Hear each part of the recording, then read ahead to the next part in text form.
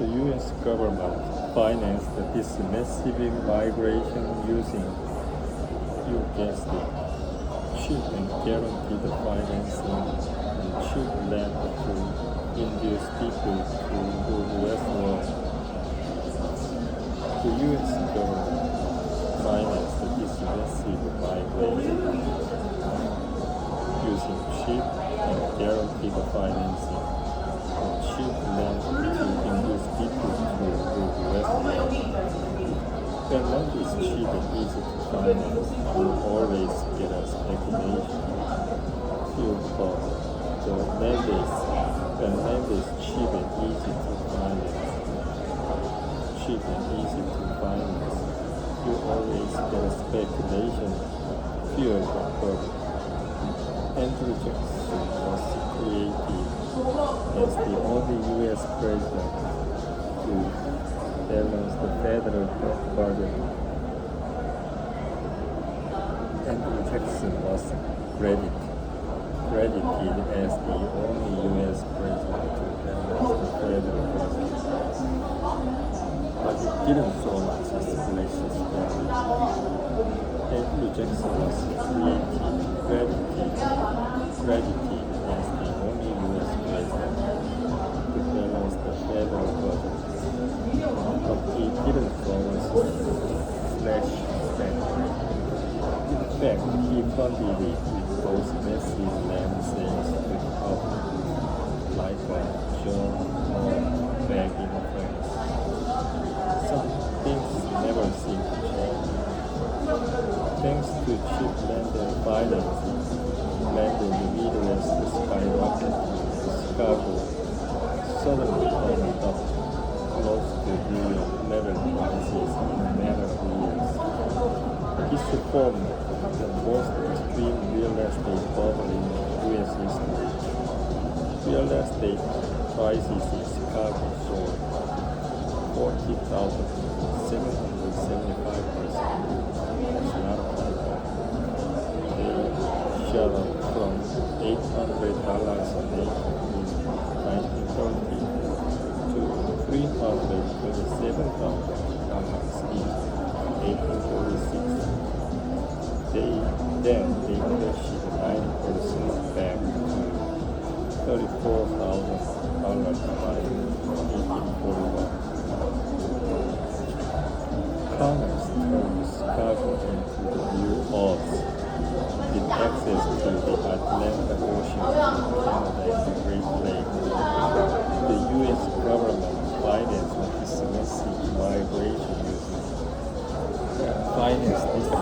massive migration using cheap and guaranteed financing and cheap land to induce people to move westward. Chicago, the most extreme property bubbles in U.S. history. Chicago 1930-41. 1880s, New York, West New York 1790s, Alabama 1815, California 1970s, 80s, NYC 1980s, Graduation 96, 2010, Farmland 1882-1833. The African market topped in 1845. Then there was the panic of 1836-37. Stocks lost 60% between 1835 and 1843. What followed was a terrible depression. The lights started to be exceeded in the 1920s, and both with deflation and deflation, the economy proceeded. Then there was an aftershock into 1857 and another depression before stocks. The economy advanced again. The whole affairs resulted in one of the greatest resets in U.S. history, lasting 22 years. As As you see in figure 7-2, two massive stocks created great recession, 1845 1857. US stock prices. Stock prices since 1800 on Warren Buffett escaped the Great Reset of mid-1800s. Then there was an aftershock into 1857 and another depression before stock and economy advanced again. The whole affairs resulted in one of the greatest resets in U.S. history, lasting 22 years, as you see in figure 7. The railroad boom before and after the Civil War came next. The dominant theme of the 1800s from around 1830 forward was the Great Railroad Boom. There were the first mega companies in American and European history. There was a long depression in the U.S. and Europe between 1837 and 1896, with the most devastating 1837, 1873, with the long devastating crash from 1873 and 1877, then a milder one from 1883 to 1885, and a minor one from 1893 and 1896. This depression was not as deep as 1835 to 1843. 1830 to 1844, but it was the longest since the 1700s. Most people don't appreciate how the invention of railroads in England in the 1920s ultimately exploded in the US, while their use in the UK and Europe there. North America, they united the best economy and so brought about the growth of railroad, brought about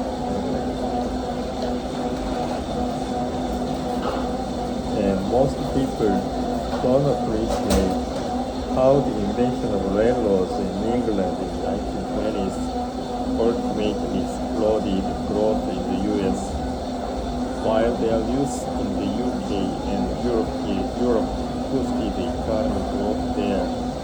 In North America, they united the best economy and so brought about the birth of regulation. Railroads became the new way to become rich in business and in stock speculation, and as usual, the bubble developed first. Just after the first transcontinental railroad was completed in 1861. Railroads became the new way to become rich in business and in stock speculation. And as usual, a bubble developed and burst just after the first transcontinental railroad was completed in 1869. Railroads boomed strongly into the Civil War, as they were the backbone of logistics.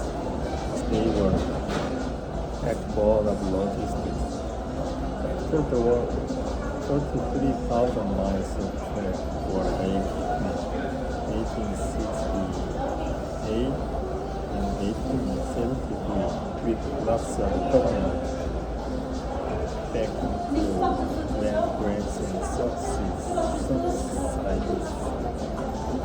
Every great bubble has an origin. Railroads boomed strongly into the Civil War. As they were backbone of logistics. After the war, 33,000 miles of track were laid between 1868 and 1873 with lots of government backing through land grants and subsidies. Every great bubble was making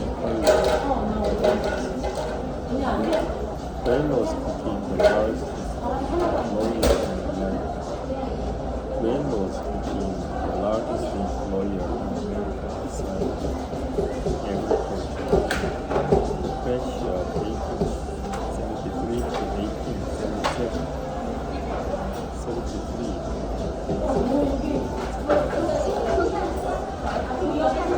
The first bubble started in 1856.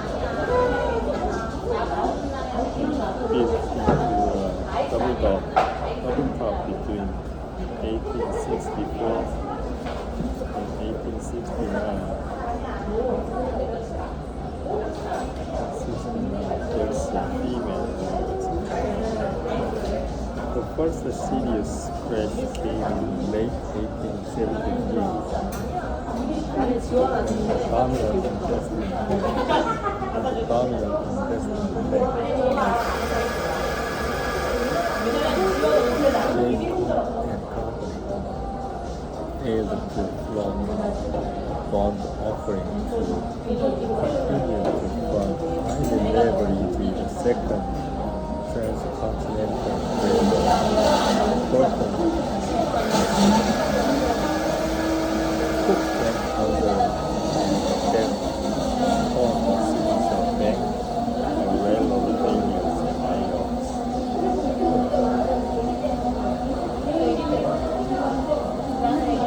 That gave the panic in 1873.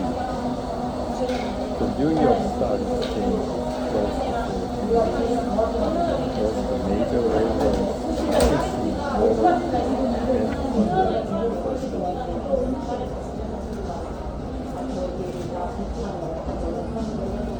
18,000 businesses failed. Unemployment grew to nearly 9%. In 1878, there was a railroad strike in 1877 that required President Hayes to send in the troops and a long-standing public that was passed after the corrupting South Sea bubble crash was revealed in 1825 that always investors to speculate again and for companies to publicly promote their stocks. The long-standing bubble bill that was passed after the corrupting South Sea bubble crash was repealed in 1835, and that allowed investors to speculate again. The long-standing bubble bill that was passed correcting South Sea bubble crash was repealed in 1829, and then allowed investors to speculate again and for companies to publicly promote their stocks. And of course, that led to great bubbles like 1835 and 1869. This was much like less esteem